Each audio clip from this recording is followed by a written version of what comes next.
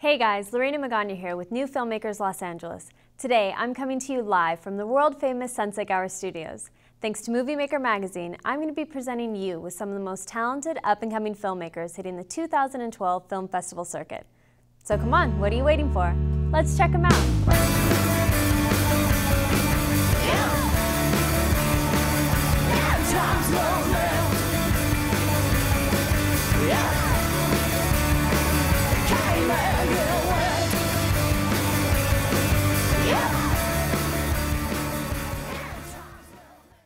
Remember Mom said that the meat goes in the center. It's the heart of the dumpling and the family.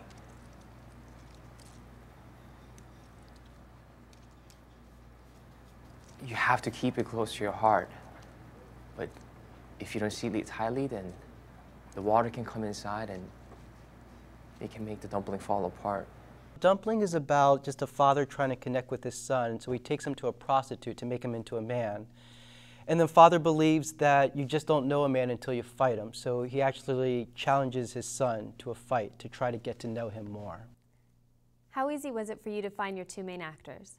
There weren't that many Asian men in their 40s that came in. We didn't have a whole lot to choose from, but we got lucky with Jesse. You know, he really blew us away with his audition, and we were actually going more towards an Asian American, more someone like me, and he's actually from China, but his audition was really good, and we decided that we could take a more Chinese route and use the voiceover in Chinese, and it completely turned the film around and made it a lot more authentic to me.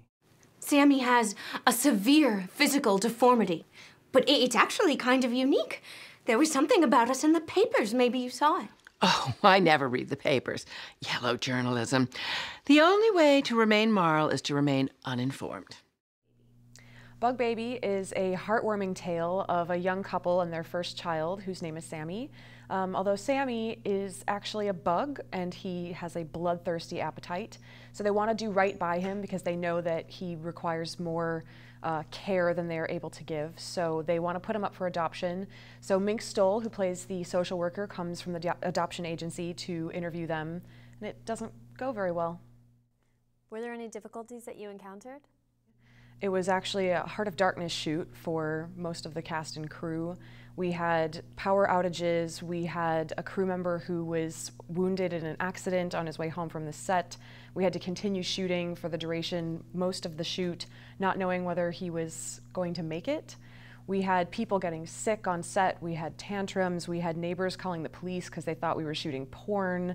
We had setbacks for hair, makeup, and costumes. We lost an entire day because of setbacks such as those. It was one hurdle after another, but at the end of the day, the film looks fantastic, and you'd never know that it was quite a difficult feat to pull it off. You know, someday when we're in heaven, we'll laugh about all this. I'm not going to heaven, Ma.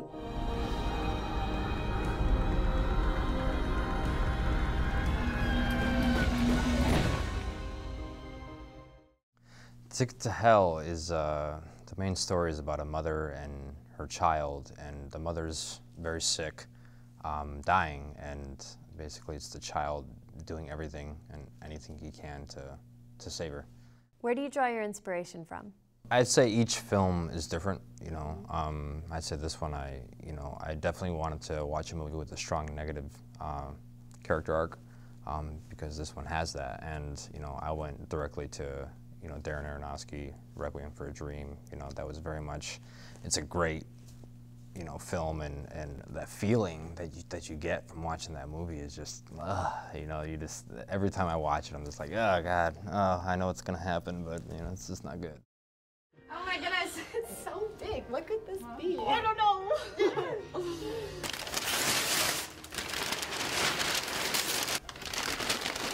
Oh, I'm sweating.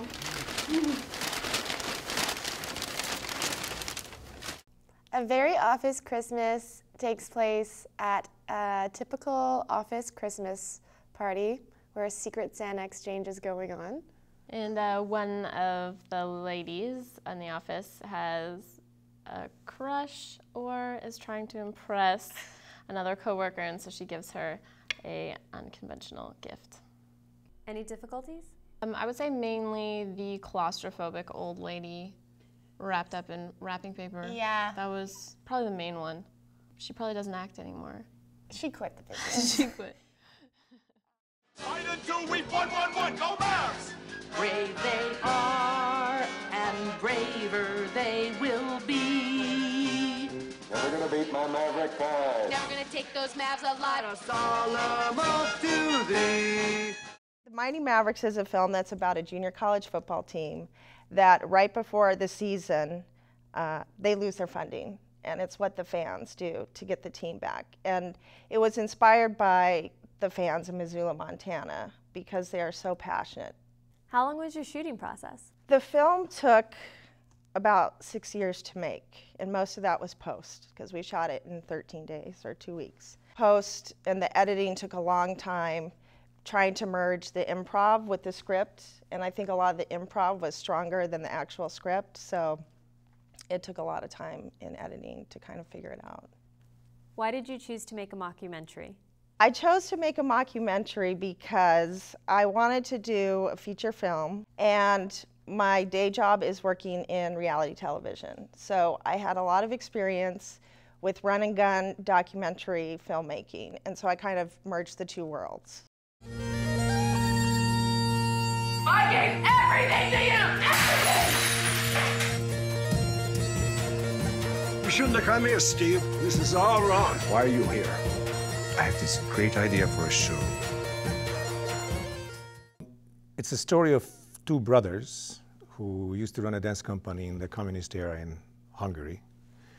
And then one of them disappears for 20 years, and after the wall comes down, he returns home and finds his younger brother in the same dance studio, with the same dance company, with the same girl they were both in love with 20 years earlier. Was it difficult for you to switch hats from director to actor? It's a completely different mindset to be behind the camera than to be in front of the camera, because when I'm the actor, my character is always right. I mean, the whole story is about me. I mean, remember Shakespeare in Love, where the guy says, well, what is this movie about? It's about a nurse, because he happened to play the nurse. So I have to represent my character 100%. As a director, I have to strike a balance, and I have to do that in a technical way as well. I mean, how the camera favors one character to the other, where do I get the close-ups, is going to influence the audience's judgment. And you can't think like a director when you're acting in a film. So the only way I could get around with this was with the help of my cinematographer, Vilmos Zsigmond, who is one of the greatest cinematographers alive. And so we sat down months before, and we mapped out the whole film, the whole script, shot by shot. And so I knew that when I was in front of the camera, I didn't have to worry about anything.